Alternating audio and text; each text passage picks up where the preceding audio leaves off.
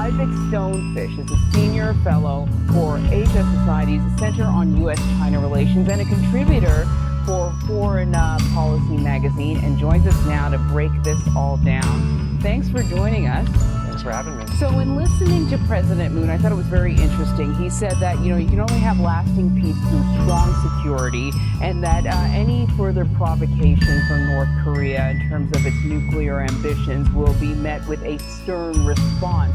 But we know that President Moon won the presidency partially because he campaigned on a more diplomatic approach towards North Korea. I'm wondering if you think these two leaders mean the same thing or hear the same thing when the words like stern response and strong security are used. I really don't think they do, and I think both of them very politely laid out, well, polite for Trump, laid out different ways of wanting to deal with North Korea. Trump said the era of strategic patience is over and talked about further sanctions and very subtly threatened a military response. Moon kept his language more to things like a stern response. Moon also emphasized their shared goals of denuclearizing North Korea. That is something both sides agree on, and even China wants a nuclear-free Korean peninsula, but all three sides have different views on how to get there. Right. Meanwhile, we have THAAD, the missile defense system that is firmly in place in South Korea. What do you think these sticking points are going to be when these two men get together and try and hammer out an approach towards North Korea?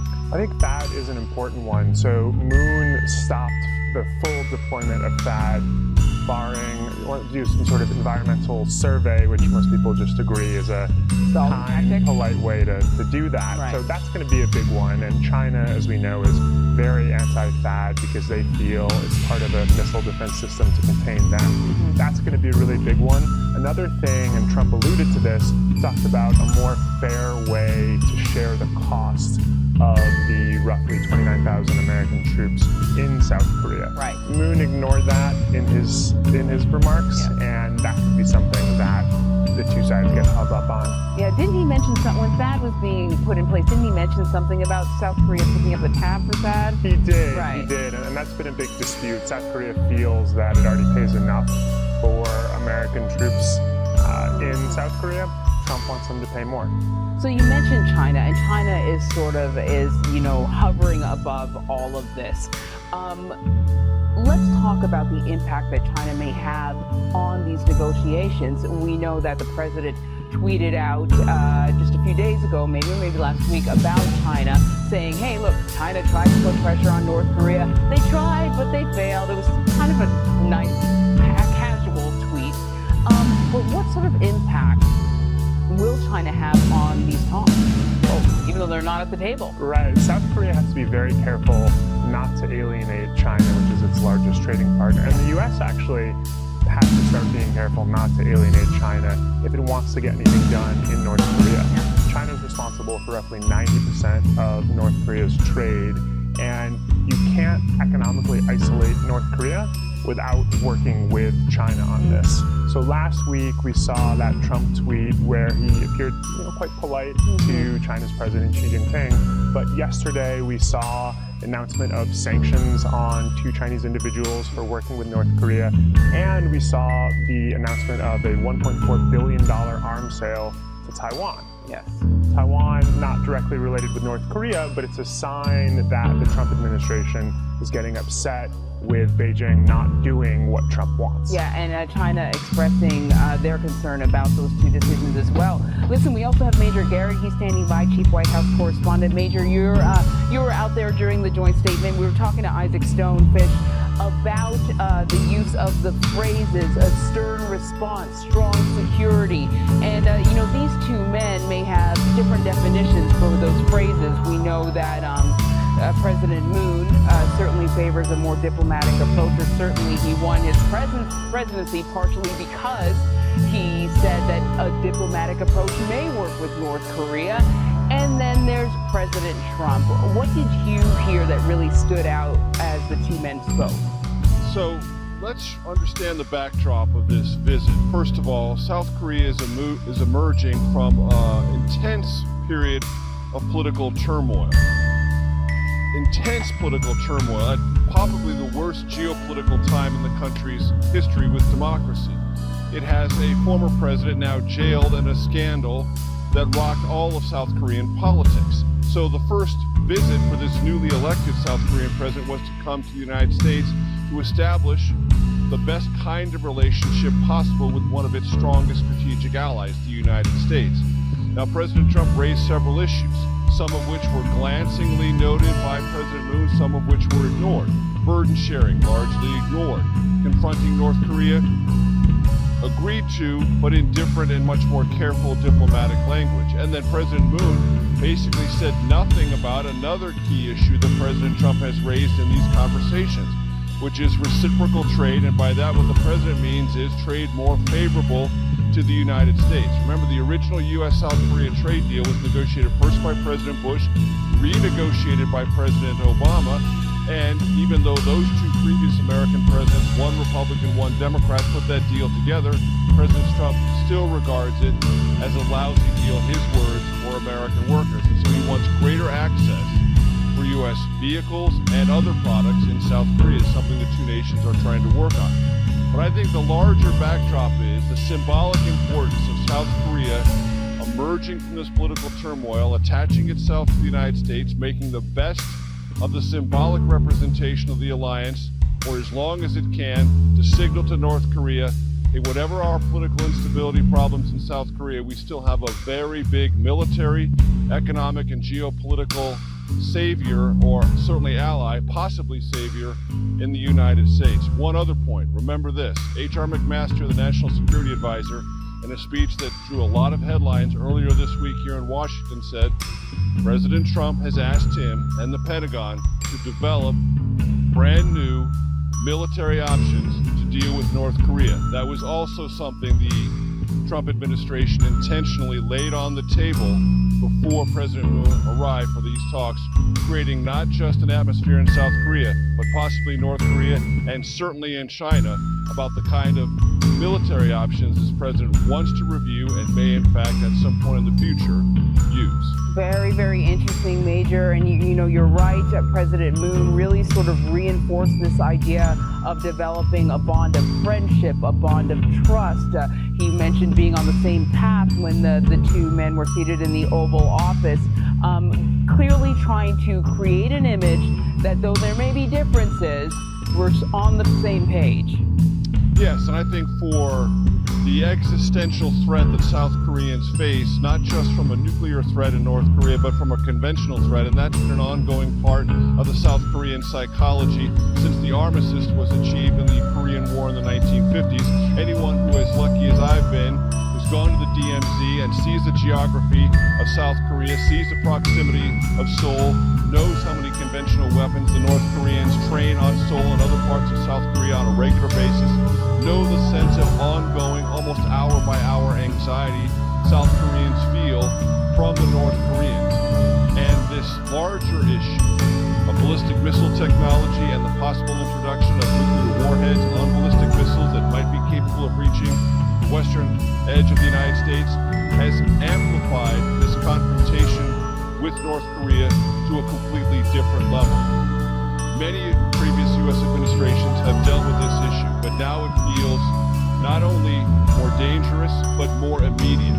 And this president's language moves the country and tries to move China's recognition of the alarm that this administration views North Korea with to a higher level, hoping to prod it into action. After the Mar-a-Lago summit with President Xi, this administration was extremely complimentary of what it believed the Chinese intended to do. But now, after the sanctions announced yesterday and the arms sale to Taiwan, it is clearly not as pleased as it once was and is sending very direct signals to Beijing that its behavior better change or more will come in a hostile way from this administration. All right, Major Garrett, I know you have to run. Really appreciate you popping in here and giving us your analysis. We're going to pivot over to Isaac. You heard what Major had to say. Do you agree that the level of tension is ratcheting up?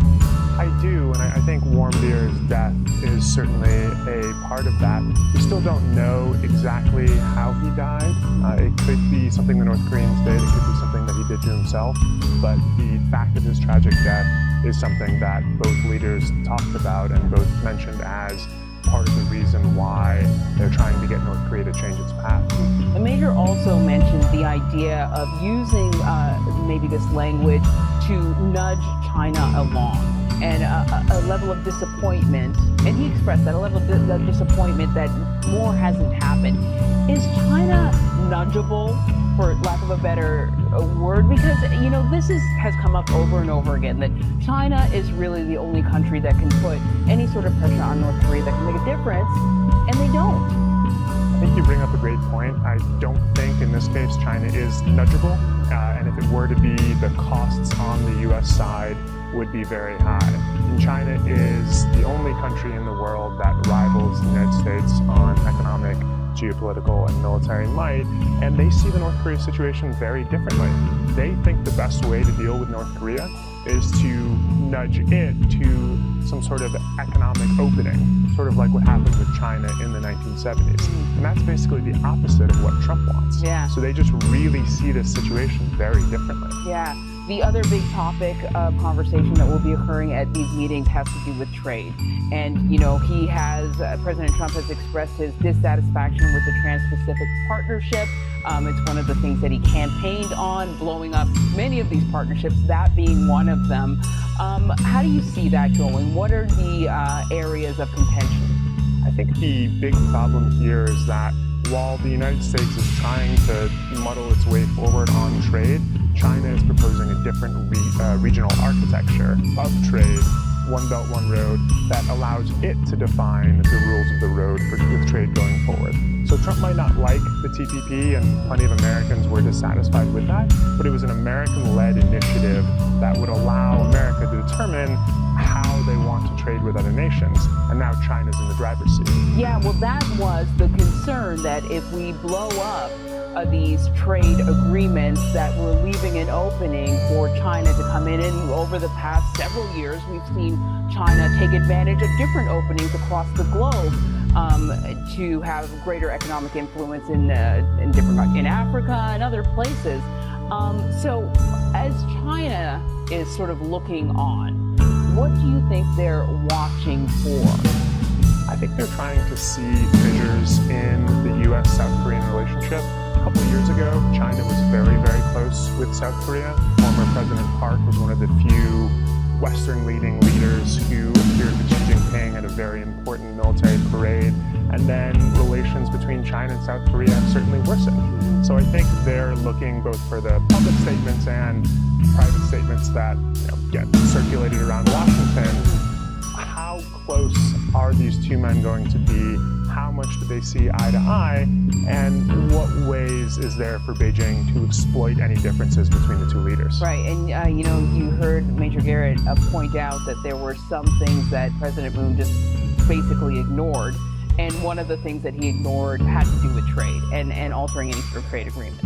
I think another important thing to add on that is that the vast majority of credible economists in the United States don't really believe that Trump should be obsessed with this idea of a trade imbalance.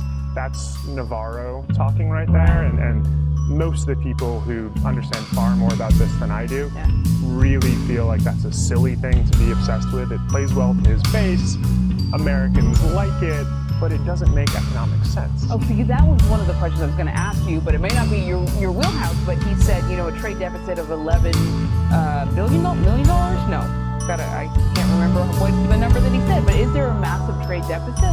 There is a massive trade deficit, but the fact that there is a massive trade deficit doesn't mean, like Trump seems to think, that we're getting screwed by these other countries. It's just a way that our economy is trading with them, and we have moved away in America with the kind of manufacturing that you get more of in South Korea and China, and we have an economy that's more focused on domestic consumption, and that's a perfectly healthy thing for an economy to be focused on, and it doesn't mean that they have an $11 billion advantage towards us. That just doesn't make any sense. Isaac Stonefish, thank you so much for joining us. Thanks for having me.